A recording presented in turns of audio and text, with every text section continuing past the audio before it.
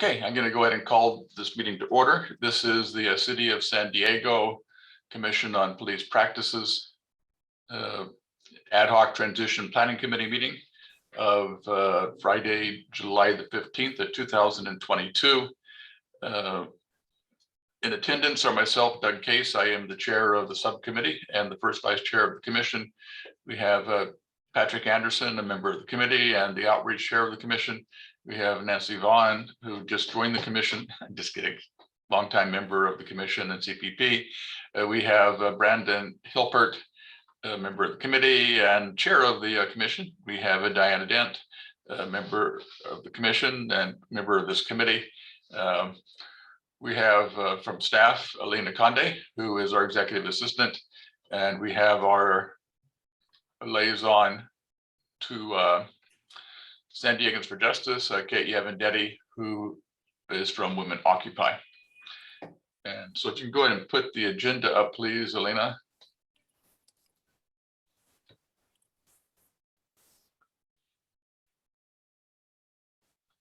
Okay, and if you can scroll down. And I do know that we received one public comment via the web. And so Elena, if you want to read that. Okay, yes, I'm gonna pull it up. I know I'm sharing the screen. I don't think you, let me know if it moves from the current screen right now. Can you still see the agenda? We see the agenda, yes. Okay, perfect. All right, yes. So we did receive one public comment from Francine Maxwell. Excuse me. So the comment reads, "Hi, I would like to request that the community gets a real-time update about new job descriptions and timeline to apply, and if the review team prior to the community panel will be changed. If we are getting fresh new jobs and describing, please consider a fresh screening process and team before it goes to the community. Thanks for your consideration in building trust with this new model. Gives us a chance for a change, so let's shake it all up and get us a new screening tool and committee members." And that's the end of that comment. Okay, and do any of if any of the attendees today wish to make a public comment, raise your hand now. And I don't see any hands raised. Evie has her hand up. Oh, I'm not, I guess I can only see the people who are there. So Abby, go ahead.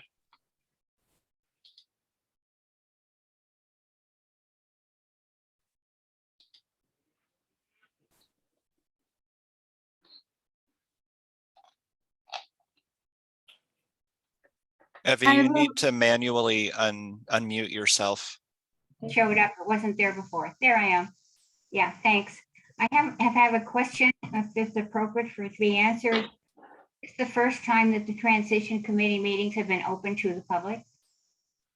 No, they've always been open to the public, and we put them on our website and announced them. Even though ad hoc committees are not required to be noticed and open to the public, we've decided to be transparent from the very beginning. We've always said them open to the public and announced them on our website. Okay, great. I guess I just forgot about that, or I might have been showing up at other times. Okay, I would like just to make a comment that, and it's actually partly a question. How did it get decided that the interim director is the decider on who is the deputy director? It would seem to me that the new director should choose their own deputy director. It does not make much sense to me to have this the schedule the way it is now. And I would recommend that the search be going on for the director of the new CPP be the first person that you would want to get on to hire other people that they would necessarily want to choose. The ones that have been chosen so far as staff members, I don't think are that would be that different, or that, you know, have that kind of an emphasis of wanting to choose their own other kind of more high-level staff. So that's the comment and question I have. I did not know that this Charmaine was going to be in charge of choosing the final person. How did that come about? Okay, well, again, public comment is not a question and answer period, but I will go ahead and answer I appreciate that. the question. Well, the executive director is responsible for all hiring and supervision of staff. And as indicated, we had decided that the deputy executive director, the community engagement person, which at that time was linked to the deputy executive director position, would be one of our first hires after the executive assistant and the complaints coordinator. And actually, most of our positions, with the exception of the general counsel, we're going ahead and hiring so we can proceed with the work of the commission. But we have decided that the general counsel, we're going to wait until we have a permanent executive director for that position. So hopefully that answers your question. I guess then you're saying the transition committee decided this, and I want to put in a comment very strong comment that I think the executive director should be be the first hired, and that person should hire some of the other more sensitive higher level positions. It does not make sense for this interim group to do that. Okay, thank you for that comment. Okay. And then if you can put the agenda back up on the screen. And hold on just a second here. Before we move on, I'd like to make some changes to the agenda. As I indicated, I got notified yesterday that Charmaine would not be here, and the items, you can scroll down to the new business. There you go. The three items of new business were items that Charmaine asked on Wednesday to have added to the agenda. And then when she notified me yesterday that she was not going to be here, she asked that they be removed from the agenda. She did send a text, probably be easier for me just to read it to you. It says, earlier I met, this is from yesterday, earlier I met with Liz and Dave regarding the searches. Dave will move forward with the supervising investigator position, and I will bifurcate the deputy executive position into two draft positions. We also discussed having a 2-hour retreat to go over processes, HR, employment, possible surveys for both positions, roles, and expectations for all participants in this process. Liz and Dwayne will also participate as facilitators. This would be a great way to move forward and refine everything the CPP can vote on any procedures agreed upon. And then I asked who would attend the retreat, and she said CPP and possibly panelists, and it'll be recorded and open to the public. And so with that, we will remove the items of new business. And if we could then move up to the top of the agenda again. Kate has her hand up. Yeah, Doug, can I make a comment Okay, about removing those agenda items? okay, I think we need to have a discussion about what just happened in the special meeting. And I think we need to have an intense discussion about that. People are really angry, and I am really angry. And, it's unfortunate that Charmaine isn't here and wants to pull her agenda items. But the reality is that she has created a huge problem with the community with this bifurcation. And I think that we need to have a discussion about it. I think people are looking toward this meeting to have some sort of a discussion about that. So even if there's no decision made, and even though she's not here, I think it's really important. And maybe you're just going to hear from me, but I really would like to have a discussion about the whole process of what happened so quickly without any particular notice, misinformation that was provided at the special session meeting. I would like to continue to have some discussion about that whole bifurcation. I know it's been voted on, but I really want to have a bit of a discussion about that. Okay, well, we can do that under number 4B, which is the staffing updates, which talks about the positions. So, Okay, okay, and so there really is nothing new on the budget process.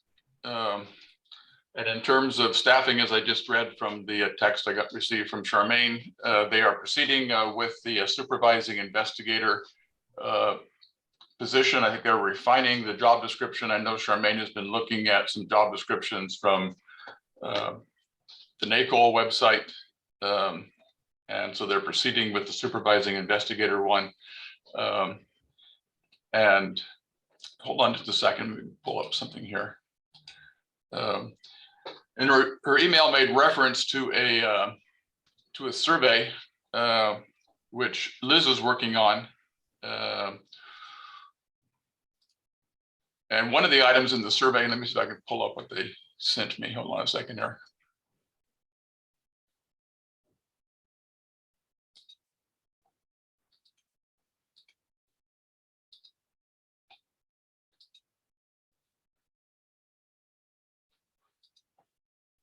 Hold on just 1 second.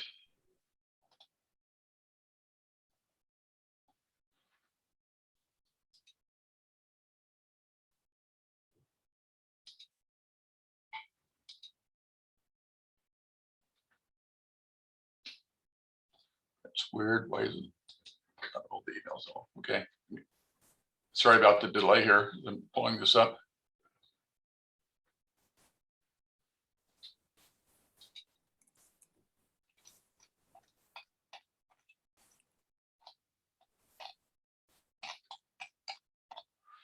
Okay, one of the items on the survey will be the title of the community engagement position.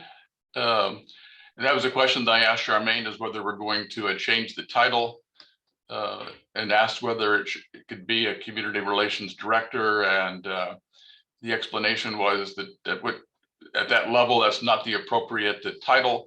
But they looked at several, and let me see which ones they came up with. And Charmaine also did a search of NACOL organizations to see if there were comparable positions and what their titles were. And the ones that are included in the draft of the survey, which I assume will go out to a community, to our community list, our supervising community engagement specialist, outreach program coordinator, community engagement supervisor, supervising community engagement manager, public relations manager, community engagement and communication specialist, community relations manager / coordinator, and community engagement manager. And the draft of the survey also asked questions like, are there other job responsibilities that aren't covered by the description that they had above, which comes from the current, well, I guess the former job description, and ask what qualities, characteristics, education, and experience the ideal candidate should have for this position. Anyway, once that's finalized, I'll make sure it gets sent out to the committee. I also asked the question, well, I also asked two questions. Go back to my screen so I can see what I'm doing here. One was whether or not the mediations coordinator would be included in the job, well, whether or not supervision of the mediations coordinator would be included in the new job description for the community engagement coordinator, or whatever that position will end up being titled. And the answer was probably not. And then I had a question that I haven't gotten an answer to yet, and that is whether or not the community engagement coordinator would be an exempt position, because the draft of the survey indicated that it was, but exempt positions have to go through the Civil Service Commission to be approved. We didn't have to get the deputy director position approved because each department is entitled to a deputy director position, but we had to get all of our other positions like our performance auditor, our general counsel, or policy analyst, et cetera, approved this through the Civil Service Commission. So I asked whether or not we have to go through that process before we can continue the search, and I haven't got an answer to that yet. Anyway, so I will now open it up for anybody who wishes to discuss item 4B, staffing. And I see 2 hands up. I see Kate, and then Patrick. I can't tell who was first looking at this, how I have it set up. So I'll just go ahead and go with Kate first. No, I'm fine with letting Patrick go first. I've already said something and I have a lot more to say. But I did have a question, Doug, when you were talking about this position, is what is going to be the salary level? My understanding is that it would be what we had originally proposed, which was $90,000. So it's a demotion from deputy executive director salary position. Is that correct? Yes, it'd be less than the deputy. That's what I thought. And we actually raised the deputy director. You may recall, we raised the deputy director position because we wanted to have it at a higher level because it was going to be in charge. We named it deputy executive director because we wanted to pay the community engagement person at that level. That's the reality. Anyway, I'm sorry, I'm taking Patrick's time. I'll mute. Go for it, Patrick. No, I don't have much to say at this moment. I did want to point out, Doug, that the exempt classification is absolutely essential to this position, and that in her presentation on Tuesday, Charmaine said explicitly that it would be exempt. She said that several times, which is why I didn't, when I responded in the discussion, I didn't spend time talking about the exempt situation. But in her presentation, she said twice, I believe, very clearly that it would be exempt. I don't know if that means that she anticipates going through the process of having it classified that way, or if she had already given some thought to it being exempt. But for a true community engagement position not to be exempt doesn't make any sense. Because community engagement. If I could interrupt you, yeah, the draft survey that Liz put together indicated that it was exempt and gave the rationale for it. And so I think that's the intent. And my question was whether or not process-wise we have to get that approved. I see. That was your question. Okay. I just briefly also want to say that I heard phrasing of public relations being raised for this position. And I just want to point out that public relations is not the same thing as community engagement. And I would be very opposed to naming this position anything related to public relations. I prefer something with community engagement in the title. I think that's better than outreach, but it's certainly a very different thing than public relations. The last thing I'll just say right now, since we're on item B, is that I believe, and I think this was Evie's suggestion, but that the hires we need to make right now are the hires related to the various functions that we are currently not able to fulfill, and administration of the so hiring a deputy executive director, in my opinion, needs to happen later, after we've completed hiring for investigatory staff, community engagement, policy analyst, performance auditor. Those are essential functions of this commission that we're currently not able to perform. And in my opinion, we need to get those processes started, and hiring a second administrative role before we get to them, to me, seems like the wrong idea. So that's all I have to say about this for right now, and I'll stop. Okay, and Kate, your hand is still up. Do you want to go next? It is. Sure. Patrick is so calm and I'm going to try to be calm. But first of all, I agree with Patrick. I think that assuming that we continue having this bifurcated position, the deputy executive director should be hired, through a process, but ultimately, because that person will be an assistant to the new executive director, I think the CPP needs to wait until you have your new executive director to then have that person decide who is going to be their number 2 person. So I think that needs to be put way down on the list of who's going to be hired.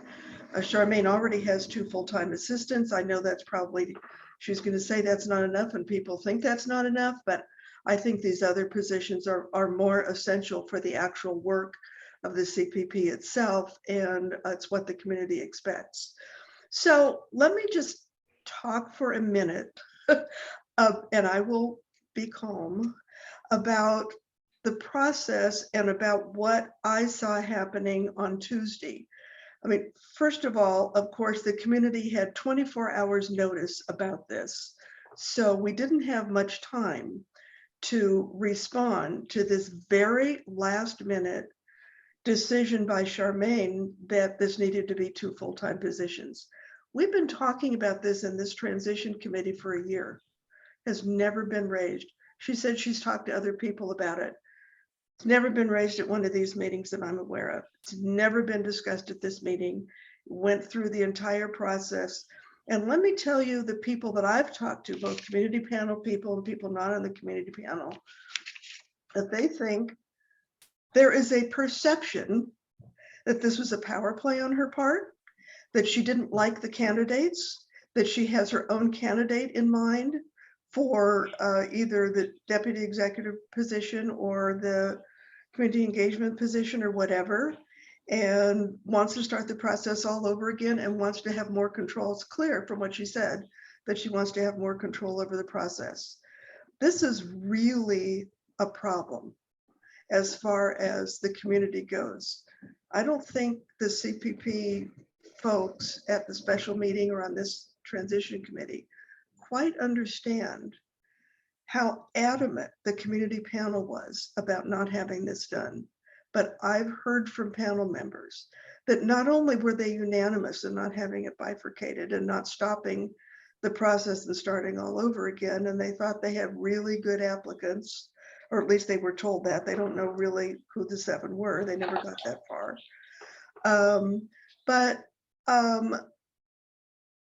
That they were not just dismayed, but they were just frankly angry.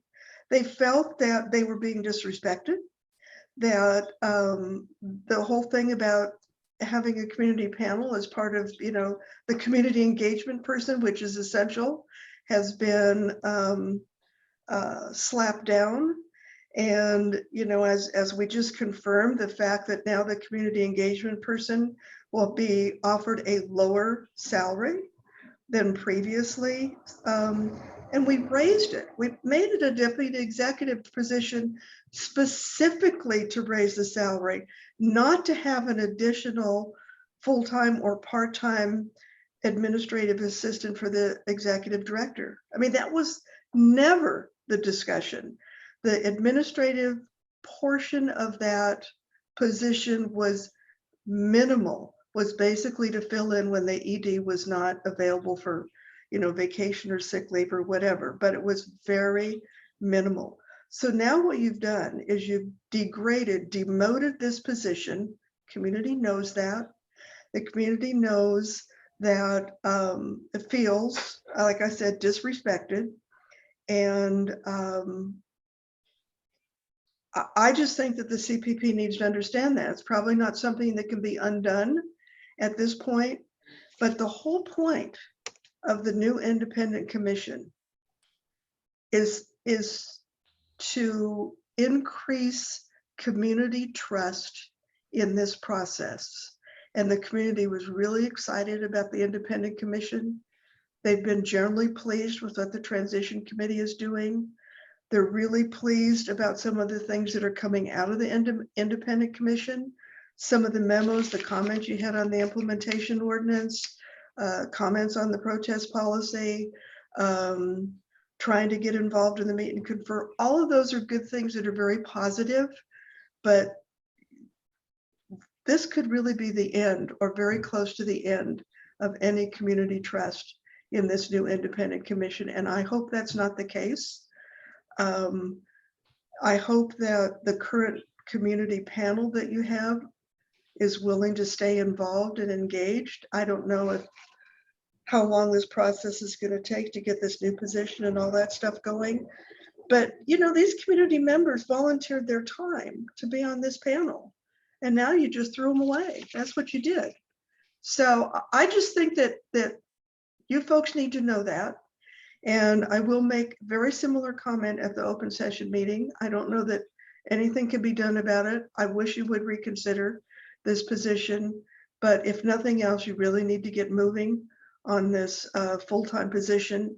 And I don't know if you're going to let all the former applicants reapply or tell them that they, you know, certainly can. But, you know, a couple of the comments that were made Tuesday was that the pool of applicants just wasn't good enough.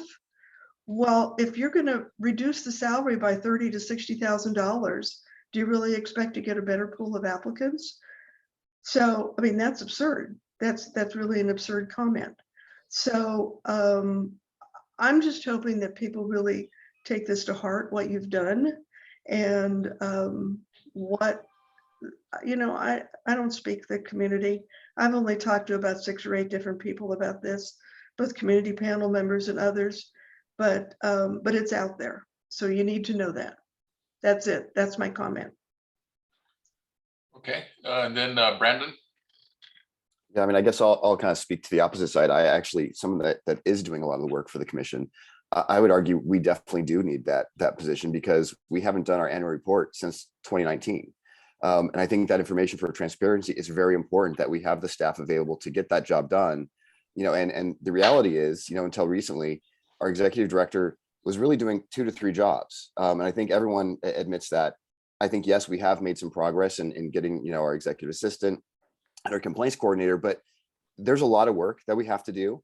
And obviously, I think people on the commission understand, and I understand, you know, and accept the fact that the community doesn't realize all the work that has to go on behind the scenes. But I do think it's an important position. And I do think what we committed to the community is that we're going to step up to be able to handle the complaints that are coming in. And the reality is we're not doing that right now.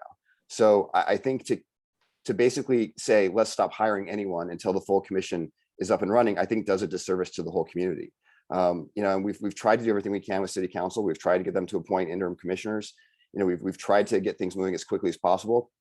The reality is we're not going to get anywhere, you know, having a full commission, you know, as, you know, Measure B envisions until probably at the earliest next year and possibly later. And I think basically putting everything on hold for 6 to 9 months, I don't think it's the right answer. And I think the community would be even more upset by the fact that complaints don't get heard promptly and that things do take so long. So I caution people to put everything on hold and just to kind of kick the can further down the road, because that's what got us to where we are today.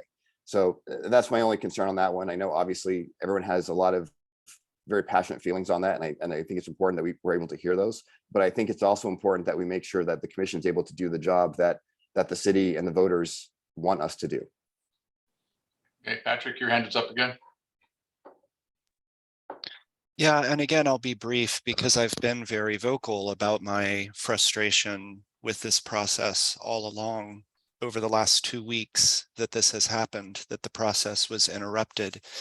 I think a part of what I have heard from folks that's so frustrating about the meeting on Tuesday is that, as Kate, I think you said this, maybe it was Evie when she spoke up, a lot of the information that was shared at that meeting was not accurate. You know, I hear, for example, Brandon's call for or mentioning the annual report, and I'll point out that that was actually a part of the job description for the job that we just stopped. I also, despite the fact that I thought we had all said that we couldn't talk about the applicants in that meeting on Tuesday because it was an open meeting. There was a lot of stuff said about the applicant pool that felt inappropriate because there was no way for us to actually talk about it. Now that the search is over, I can say I strongly disagree that there were no qualified applicants for both sides of that job. We had multiple applicants who have either hold now or have held in the past executive director or deputy executive director positions in oversight boards. And one of the things that was said in arguing that the search be stopped was that there was a concern that no one had sufficient executive experience. But because at that meeting we're not able to discuss this, I thought that that's what we had been told. There's no way for us to talk about it. So I share a similar concern about the quick way in which this search was shut down. I'm not going to rehash everything I've said in our meetings over the last 2 weeks. I will, and I am a fan of democracy, and when a vote is complete, I think it's important for those of us on the losing side of that vote to sit down and stop trying to make a case. And I respect that. I will say that reflecting on how this is shaken out, and again, having witnessed a number of inaccurate and in a couple cases just untrue things, both in open meetings and also in emails and so on, that have helped sort of coax this position along, or this process along. When I reflect on what has happened, I feel like it occurs to me that the community panel and this committee were not trusted to arrive at what we were told was an obvious conclusion. If it was such an obvious conclusion that the applicants were not qualified, were not appropriate, were not good enough, if that's such a clear thing that you're going to stop a search before you even interview, so you're making that decision based on resume and a cover letter, that's it. And it's such an obvious decision that it's appropriate to stop a search, then it should then be obvious to all the other, we're not just stakeholders, we're actually participants in the hiring process. And the message I was left with was that the only person who could be trusted to make this decision was the interim executive director. And that, I know others have other reactions to this, other feelings about it, other thoughts about it. But the responses I got from the community panel was that that's how they felt, that they had been convened, they had donated time, as by the way, as have the rest of us here. We're all volunteers donating the hours of our lives to this work. But the message I got back is that they felt that the message was clear, that they were not to be trusted with even doing the interviews, after which they very well may have arrived at the same conclusion. That's the message I'm left with. And I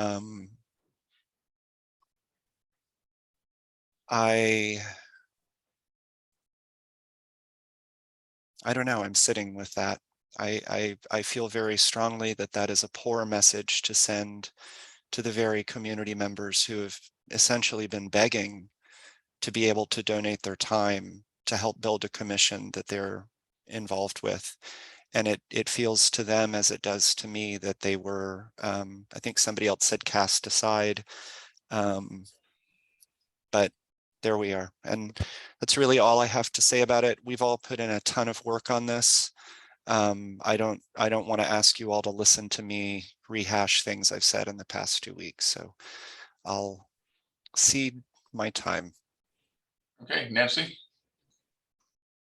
Thank you, Patrick. And I appreciate that you above anybody else have put in so much time on the community engagement. I want to correct one statement you made, which has to do with what we have seen from these applicants.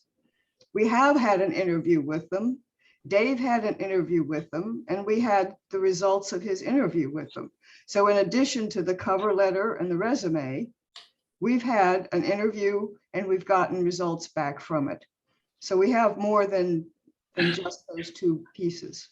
That was all I wanted to make sure everybody understood. We had at least one interview with all of the people that he thought were the best and some that we thought were good. Thank you. Okay, so I'd like to move on then. If I think we should put on the next agenda the sequencing or timing for the executive, the deputy executive director position.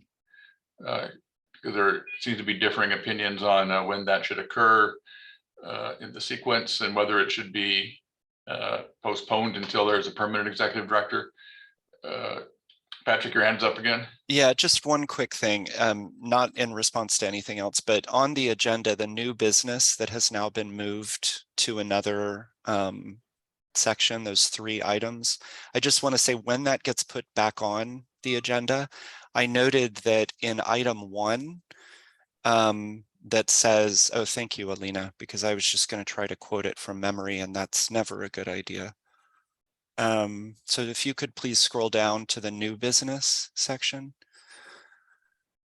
I noted that item A says role of the executive director. Items B and C both say role and expectations of the community panelists and the committee chairs and members. I don't know what Charmaine has in mind for this discussion. I would ask that there be parity in those 3 items, so that item A also say role and expectations when this item comes back. Thank you. Okay. Okay, that probably occurred because she texted me regarding item A, and I worded it that way, and then she added B and C after I already had A on the agenda.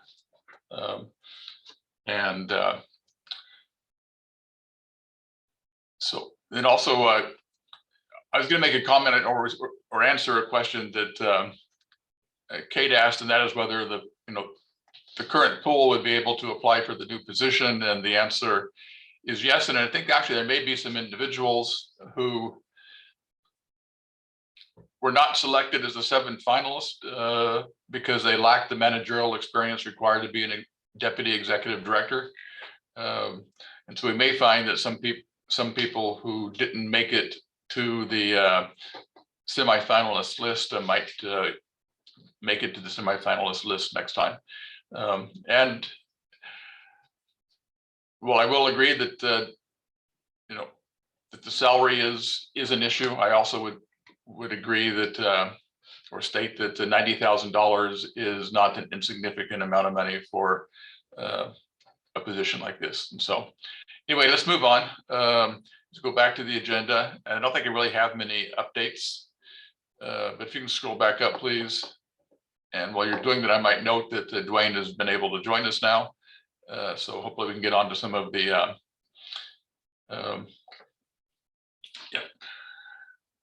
I don't believe there's any new business on office space unless Brandon knows something. I have not heard anything about the implementation ordinance, meet and confer. And I don't think we have anything new with community outreach. And we have not scheduled any meetings with the mayor and city council members. And so then we can go on to item 5A, which is our standard operating procedure for investigations. And Dwayne has been able to join us, and so we'll we don't have a whole lot. Well, we have 20 minutes, so we have 20 minutes. We can go over that. And we were going to start with a section 4, conducting investigations, but I also wanted to give Nancy a chance to comment on anything in sections 1 through 3 that she might have been concerned about, because I know she's interested in the investigation procedures and was unable to join us last time when we met to go over the first part of it. So Nancy, did you have any things you wanted to raise? No, I thought you guys did a good job of reviewing it. Thank you. Okay, then let's move on to section 4, which is conducting investigations. And a comment that I made last time, which I'll reiterate, is that I don't think we should use the same terminology of category 1, 2, and 3 investigations, because that would get confusing with the terminology that the department and the commission currently uses with regard to the classification of cases. And so I would maybe just do, type 1 investigations and type 2 investigations or something of that sort. So there's not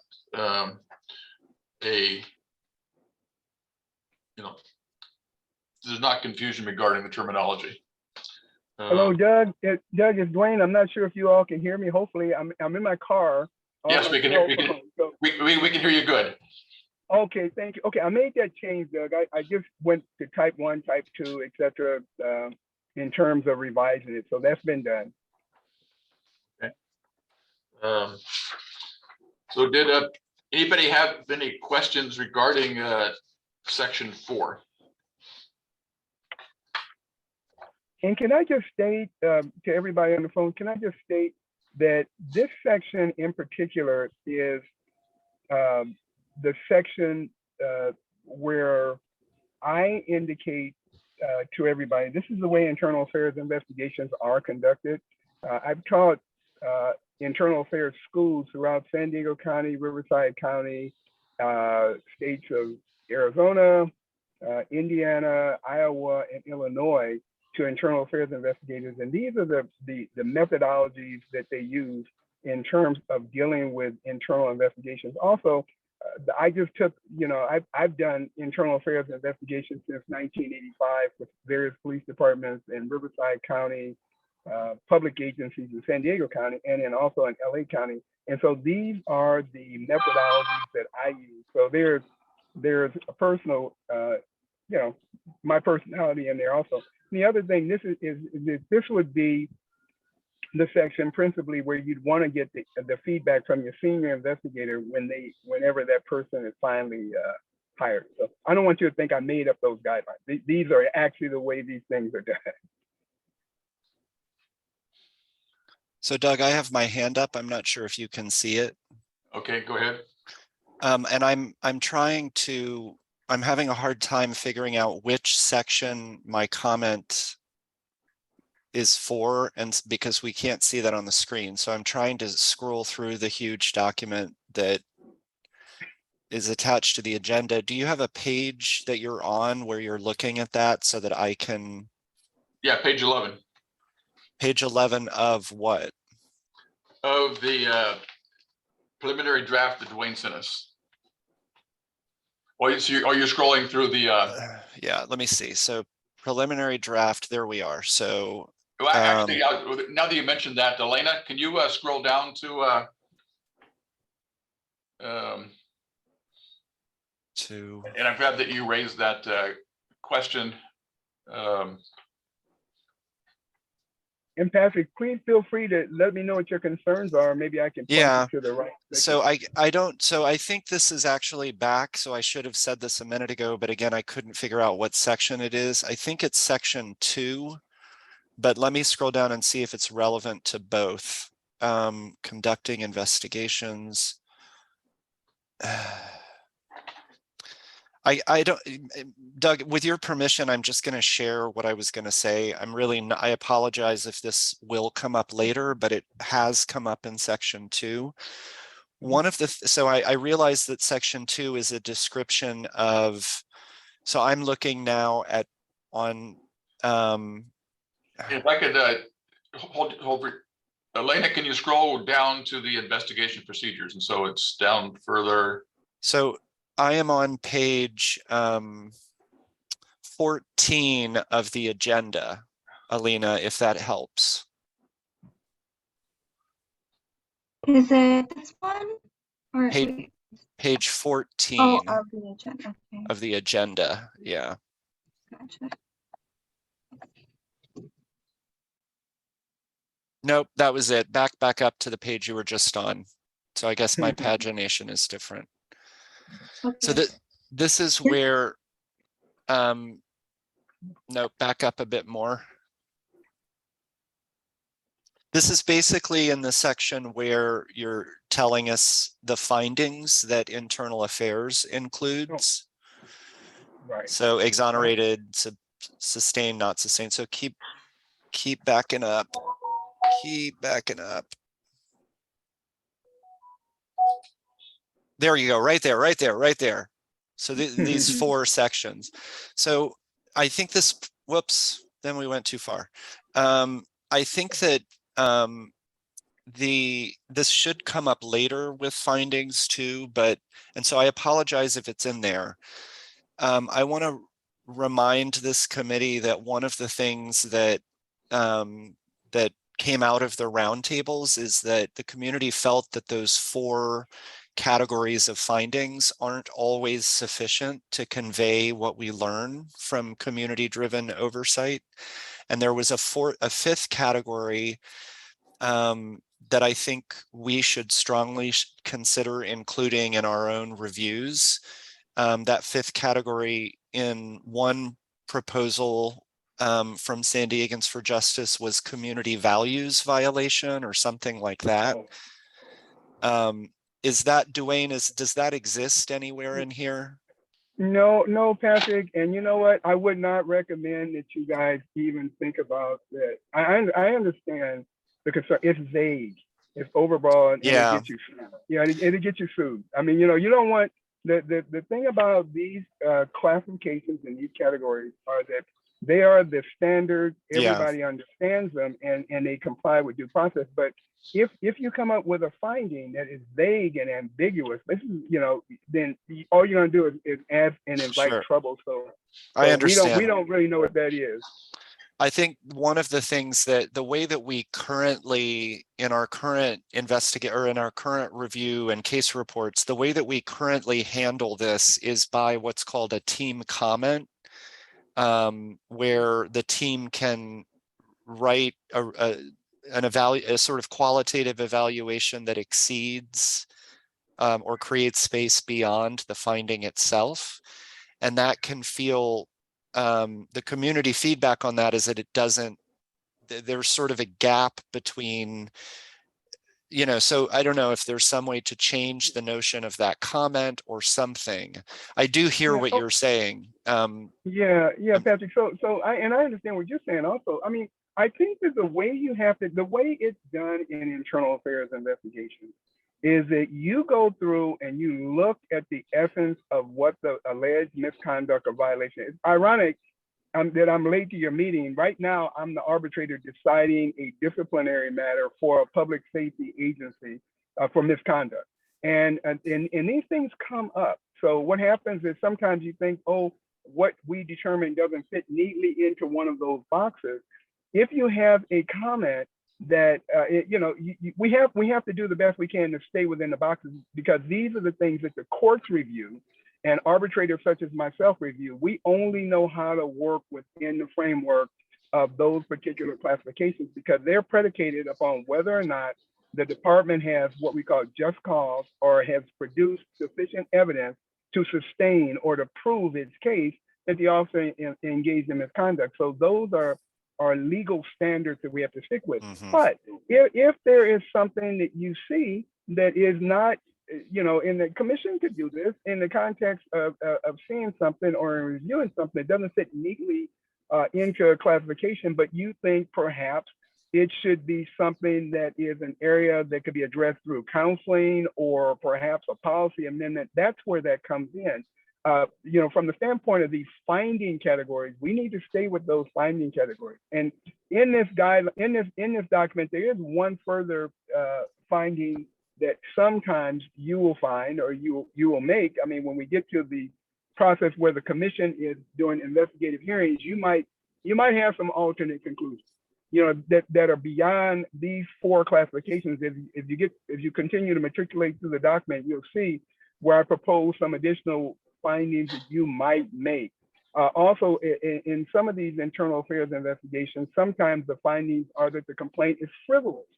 That is a legal legal finding where, for example, somebody makes a complaint against an officer, and if beyond being unfounded or exonerated or not sustained, it's just frivolous, meaning it was made up or something.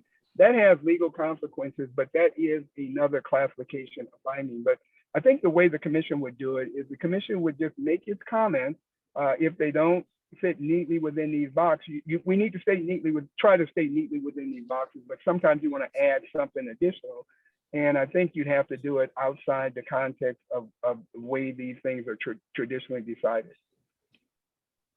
Thank you for that. Thank you for that context. It did make sense. And if I could interrupt for a second, I think I made a mistake. Evie had her hand raised. We were talking about the previous item. And I didn't call on her because she'd already spoken public comment, but she should have an opportunity to speak on the agenda item. And so if you still want to make your comment, Evie, I'll go ahead and allow that.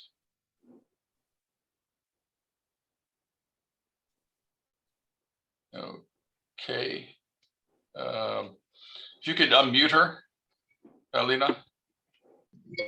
I said, I don't think this is the appropriate time because you're caught up in a discussion of something, but I would like to make a comment before you're through. Okay, if that's okay, then why don't at the end of if you're gonna be here, we'll do it at the end of the meeting. All right, thank you, Doug. Yeah. I just wanted to make sure you had the opportunity, and I apologize for that. Okay, I will wait till in before. Okay. And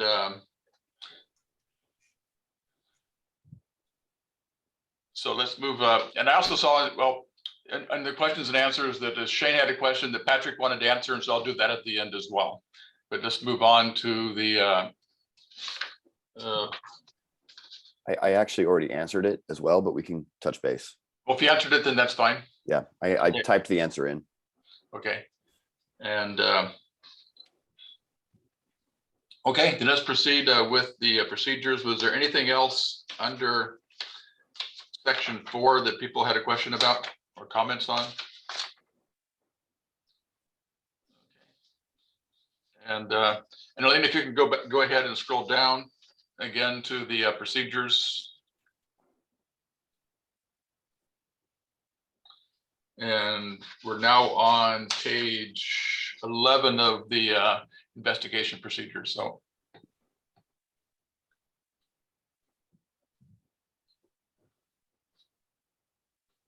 little bit further down, you're on page 4 now, 6,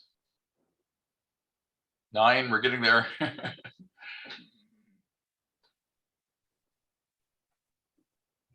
Can you guys see it? We're investigation guidelines. Yes, yeah, that's the right place. Yes, okay. And so we're on investigation guidelines. Any questions or comments on this section?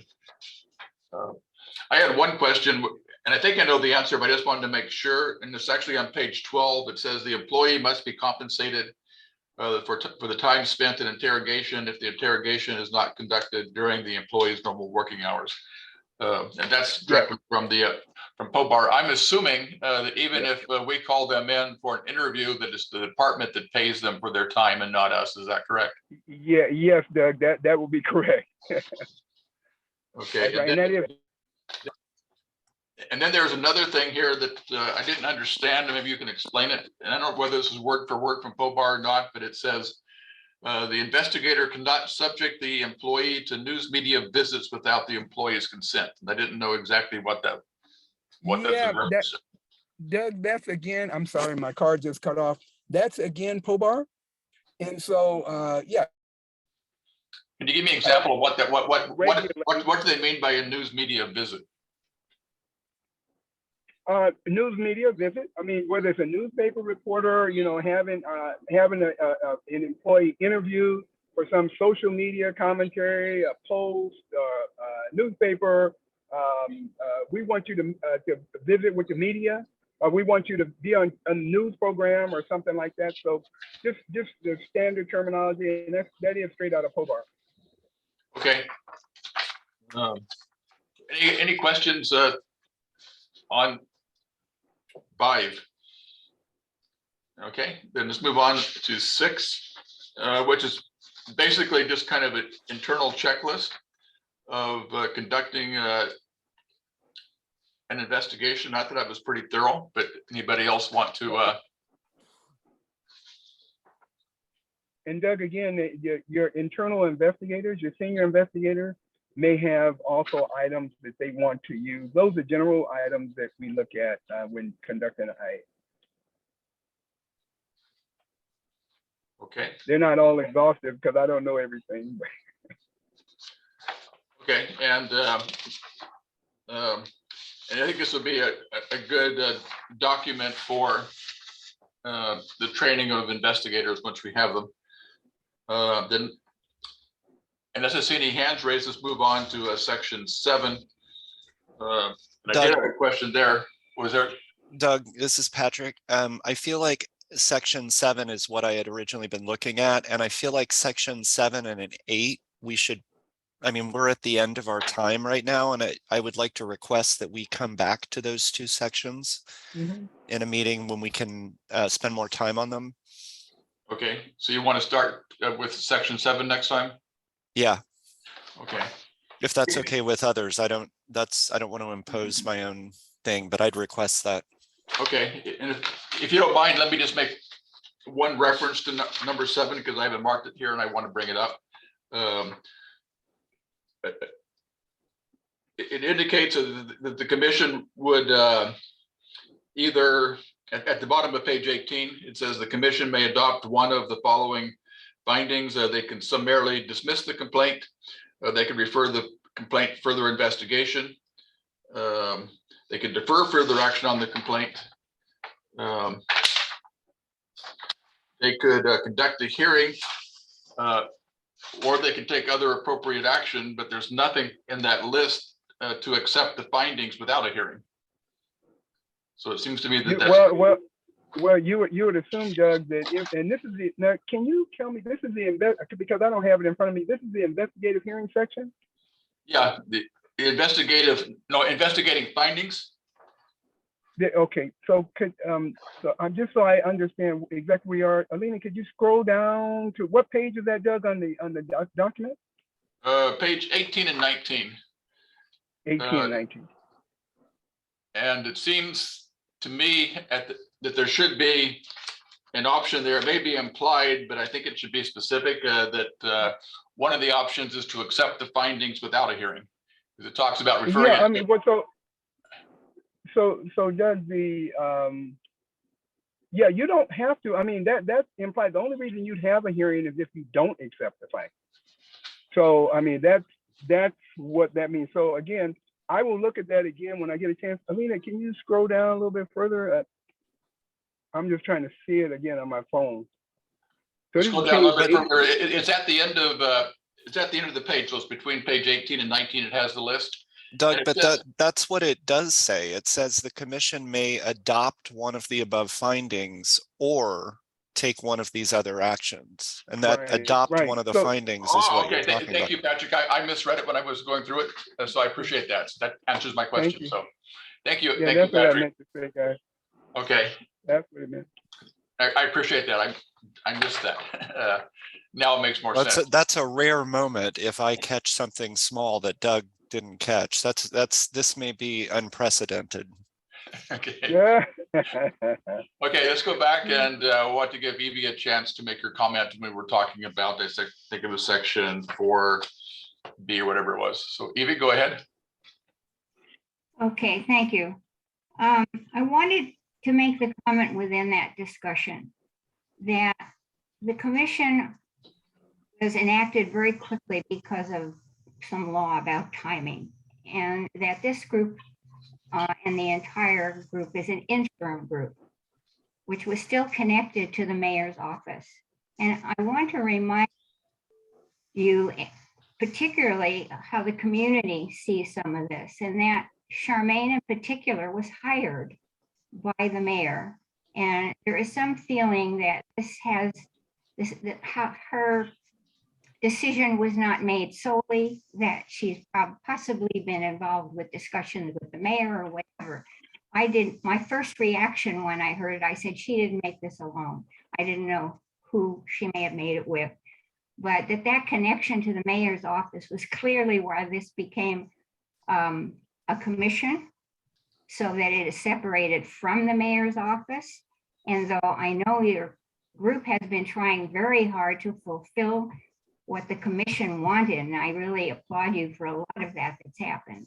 But the fact that Charmaine has come out of the mayor's office, and I believe that the community feels that there's some of this politics going on as well.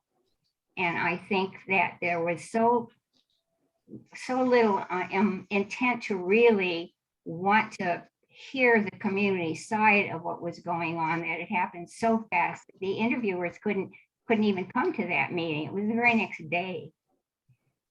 So that the idea of community involvement, which had been happening so much, and I think primarily through Patrick's efforts, were so easily dismissed, the process was so very little thought of, doesn't make the community feel any different and any better to have Charmaine take the stand she did. So I think that's a very important consideration for you to consider, and how that sits with the connection to the mayor's office. Okay, so next week we have another regular meeting, and Hey, Doug, Kate has her hand up, by the way. okay, Kate. Yeah, I have a question about the next meeting because I may have missed this, but what is the timeline on actually getting this community outreach position now? We're still talking about, I mean, you're talking about a survey about what it's going to be named. You're talking about, I'm very concerned that it's getting put off and put off. And so I would like to see on the agenda that we can put together a real tight timeline on getting this done again, because I'm afraid we're looking at another 6 months. So can we add that to the agenda? Okay, and so on the agenda, we will put, we already talked about the timeline for the selection of the deputy executive director, but we can also put the timeline for the community engagement position as well. And I don't know what the intent is for the 3 items in new business. I kind of got the sense from Charmaine's text message that she wants to resolve or have that discussion in a retreat, a 2-hour retreat, because those issues seem to be the same as are listed in new business. And so I'll try to clarify that with her. So in other words, she wants to have this discussion that is not available to the community. No, because it indicated that it would be a public retreat that would be attended by the commission, possibly community panelists, and would be open to, it would be an open meeting open to the public. Okay. And indicated that it would be facilitated by Dwayne and by Liz is what her. So I will clarify with her to see whether or not she still wants those on the agenda, or whether or not it's her intent to discuss those at a separate meeting. Yeah, I have a concern. Go ahead. I don't, Doug, excuse me, I don't know anything about being a facilitator. I haven't heard that, so I don't know what that's all about. Okay, well, ask Charmaine, I don't know. I assumed that she had mentioned it to you because she Is it Dwayne or David? Well, let me look and see. I'll double check. I thought it was David because he's part of the. You said David earlier, Doug. I believe it's David. Then maybe you're right. Hold on a second. Maybe. Thank you, guys. Go ahead and make your comment while I look it up.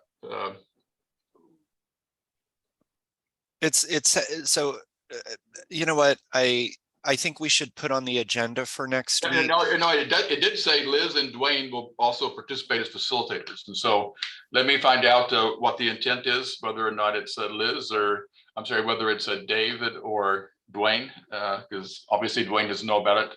And No. I interrupted you, Patrick. Go ahead with what your thought was. Can we just please have an agenda item to discuss this proposed retreat that Charmaine is suggesting so that we can actually decide together the format that a discussion about these things is going to take? I think even though the public can attend a retreat like that, that means that they're in the attendee box the way that people are here, as opposed to, for example, Kate being present in the meeting like the rest of us. And the fact that it's the whole commission rather than this committee, the transition committee, is also a bit confusing. And I don't want to hypothesize what might be fueling that, but I do have hypotheses. So, but maybe let's just add that to an agenda item so we can all understand and decide together the format that a discussion about the process would take. Okay, I'll clarify with her and maybe put that on the agenda of the retreat instead of these items. I will say that a retreat is a little bit different than a meeting, so you don't follow the normal procedures of a meeting, but in terms of a public engagement, that's a question that we ought to discuss as well. And can you take votes at a retreat? Can you make decisions at a retreat? In the past, we have not, but we have worked on, for example, work plans, and then we have adopted the work plan at the following open meeting. Right. Doug, can I weigh in on there? You're absolutely right. I mean, a retreat is, the purpose of a retreat is not to take formal action. The public typically, in the case of a public body like the commission, the public certainly can come. The retreat is open to the public. They have an opportunity to comment, and depending on the type of commission and the level of participation that the commission wants, sometimes the public is very actively involved in the retreat, more so than they would be at a meeting. You do not take formal action at a retreat, but you can give direction or talk about items to be placed on a future agenda, or try to chart a path forward. So I guess that helps. Yeah, so I think there might be significant disagreement in terms of what the process should look like. And that's why I wonder if retreat is actually, since we cannot take a formal vote, a retreat suggests that the process has been determined and it's just going to be explained to us or something. Whereas if there's significant disagreement about the process, then we'll need, or can we take votes on process, Dwayne? Well, according to her, if I can answer that question, Patrick, according to Charmaine's email, she said that any conclusions that come out of the retreat would be voted on by the commission. So there could be, they could come to a consensus or recommendations, but it would need to go to the commission at its next meeting for formal action. Yeah, and Doug, can I share? And that's exactly right. I mean, no, you can, the retreat, the purpose of the retreat is to actually, typically, I don't know about this one. I haven't talked to Charmaine about it specifically, but the purpose of it would be to really brainstorm the process and receive feedback to move forward, to take back for the commission for formal action. Okay, thank you. Yeah, and we haven't had a retreat for a while. In the past, our retreat's been planning retreats, reset the goals for the next year, but this would be a little bit different type of an event. Okay, anything else for the agenda for next week? So we obviously will continue the investigation guidelines starting next time with section 7.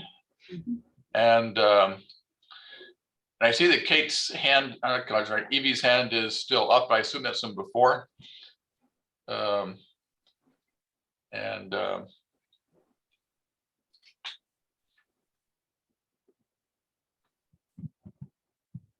My hand is not up, Doug. Okay, it's up on my screen. So It's up on mine. okay, no problem. I just wanted to make sure. And so that should be the